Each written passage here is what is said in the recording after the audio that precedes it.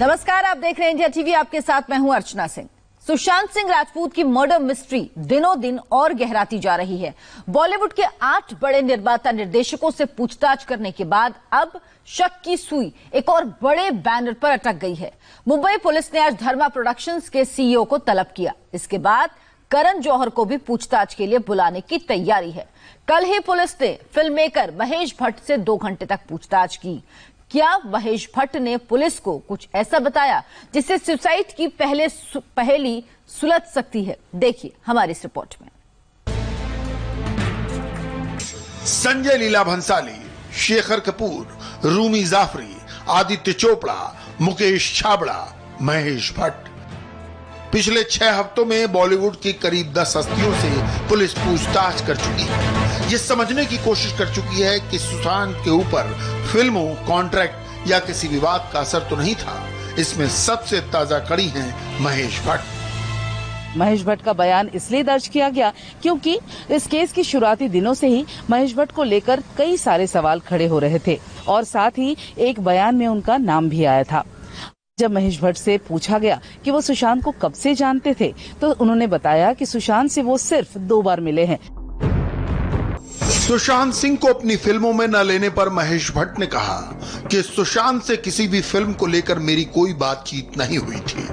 मैं सुशांत से सिर्फ 2 बार मिला हूं, 2018 और जनवरी 2020 में। मैंने अपने बैनर में हमेशा नए लोगों को ही लॉन्च किया है। इसके बाद उनसे रिया चक्रवर्ती के बारे में पूछा गया। महेश भट्ट ने कहा, मेरे लिए रिया मेरे बैनर में काम कर चुकी किसी भी दूसरी एक्ट्रेस की तरह थी। उससे कभी मैंने सुशांत से अलग रहने को नहीं कहा। मुझे सुशांत के डिप्रेशन के बारे में कोई जानकारी नहीं थी। यानी महेश भट्ट ने अपने बारे में उन तमाम बातों को खारिज कर दिया जो अब तक मीडिया में कहीं सुनी जा रही थी। लेकिन पुलिस के मुताबिक महेश भट्ट से सवालों का सिलसिला अभी खत्म नहीं हुआ है। मुंबई पुलिस ने महेश भट्ट की 2 घंटे तक पूछताछ की, लेकिन इस 2 घंटे की पूछताछ में महेश भट्ट ने कोई भी ऐसी बात नहीं बोली जिससे उनके और सुशांत सिंह राजपूत के रिश्ते के समीकरण को मुंबई पुलिस समझ पाए। वहीं मुंबई पुलिस ने भी ये साफ कहा है कि अगर जरूरत पड़ी तो महेश भट्ट को दोबारा पूछताछ के लिए बुलाया जा सकता है। ये बात महाराष्ट्र के गृह मंत्री अनिल देशमुख भी कह चुके हैं। अब इस मामले में धर्मा प्रोडक्शन को भी पूछताछ के लिए मुंबई पुलिस थाने बुलाने वाली है। जहां तक धर्मा प्रोडक्शंस का सवाल है तो पूछताछ का सिलसिला कंपनी के सीईओ अपूर्वा मेहता से शुरू होगा। अपूर्वा मेहता से सुशांत के साथ फिल्म ड्राइव के कॉन्ट्रैक्ट लेटर भी साथ लाने को कहा गया है। इसके जरिए पुलिस ये समझने की कोशिश करेगी कि फिल्म ड्राइव में सुशांत ने किन शर्तों पर काम किया और ये फिल्म आखिर सिनेमा घरों की बजाय OTT प्लेटफॉर्म पर क्यों रिलीज की गई। मुंबई पुलिस ने धर्मा प्रोडक्शन के सीईओ अपूर्व मेहता को 12 से 12:30 बजे के बीच बांद्रा पुलिस थाने आने को कहा है। अपूर्व मेहता से मुंबई पुलिस के 3 अफसरों की टीम पूछताछ करेगी, जिसमें एक IPS अधिकारी भी होंगे। पुलिस सूत्रों के मुताबिक अपूर्वा मेहता से सवालों के बाद पूछताछ की तैयारी करण जौहर से भी करने की हो चुकी है। करण जौहर को इसी हफ्ते कभी भी पूछताछ के लिए बुलाया जा सकता है। महाराष्ट्र के गृह मंत्री अनिल देशमुख के बाद मुंबई पुलिस ने भी ये साफ कर दिया है कि सुशांत सिंह राजपूत मौत के इन्वेस्टिगेशन मामले में करण जौहर का बयान दर्ज किया जाएगा। मुंबई पुलिस इसी हफ्ते करण जौहर का बयान दर्ज करने के लिए उन्हें बांद्रा पुलिस थाने बुलाएगी। ड्राइव को सिनेमाघरों में न रिलीज होने को लेकर कई बातें कहीं सुनी जा रही हैं। ये फिल्म प्लान तो बड़े एक्शन ड्रामा के तौर पर की गई थी, जैसी 2011 में इसी नाम से हॉलीवुड फिल्म आई थी। सुशांत के साथ ये फिल्म 2018 में बननी शुरू हुई। तब तक वो यशराज फिल्म के कॉन्ट्रैक्ट से बाहर आ चुके थे। यशराज के साथ सुशांत का विवाद भी सरेआम था। इसके संकेत शेखर कपूर भी अपने बयान में दे चुके हैं। तो क्या इसे सिनेमाघरों में न रिलीज करने के पीछे इस विवाद का कोई कनेक्शन है? ये सवाल इसलिए क्योंकि ड्राइव का ट्रेलर जब जनवरी 2019 में जारी किया गया तब इसकी रिलीज डेट जून 2019 बताई गई थी। फिर इसकी रिलीज क्यों टाली गई और 1 नवंबर 2019 को ये नेटफ्लिक्स पर किस वजह से रिलीज की गई? इस सवाल के जवाब तो करण जौहर और उनके सीईओ ही देंगे, क्योंकि सुशांत फिल्म के OTT रिलीज से खुश नहीं थे और उनके डिप्रेशन में जाने की टाइमलाइन भी 2019 के इन्हीं महीनों से शुरू होती है। सुशांत सिंह राजपूत के डिप्रेशन के बारे में जो फैक्ट सामने आए वो सितंबर अक्टूबर 2019 के हैं। इन दिनों में सुशांत के साथ आखिर क्या हुआ जो वो डिप्रेशन में चले गए? क्या इसके पीछे कोई प्रोफेशनल गैंग था? इसकी जांच सीबीआई को सौंपने की बात एक बार फिर से उठने लगी है। सुशांत सिंह राजपूत सुसाइड केस में कुछ तो ऐसा है जो अभी पूरी तरह खुला नहीं।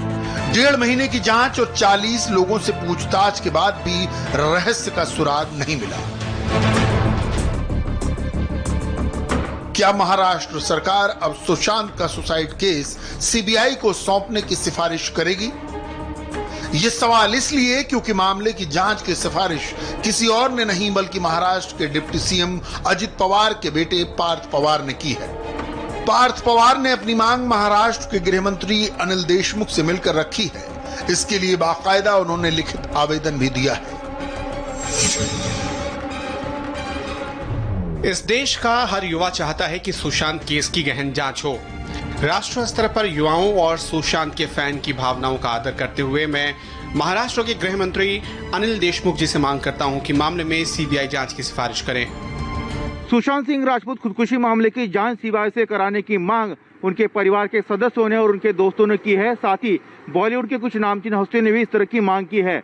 लेकिन अब एनसीपी की युवा नेता और राज्य के उप मुख्यमंत्री अजित पवार के बेटे पार्थ पवार ने सीबीआई जांच की मांग राज्य के गृह मंत्री से मिलकर की है और पार्थ पवार की इस मांग को राज्य के अन्य नेताओं ने भी समर्थन दिया है। सारे देश के लोगों की नजरें लगी हुई कि भाई इतना उभरता हुआ नया लड़का इस खुदकुशी किया, उसके पीछे क्या राज है, सब जानना चाहते हैं। तो सीबीआई इंक्वायरी होगी तो मुझे लगता है थोड़ा जरूर लोगों को सेटिस्फेक्शन होगा। मुंबई की पुलिस अपने आप में एक महत्वपूर्ण भूमिका निभा रही है। वो हर कोई ऐसा पहलू नहीं छोड़ रही है कि कहीं से भी कोई शंके की गुंजाइश रह सके।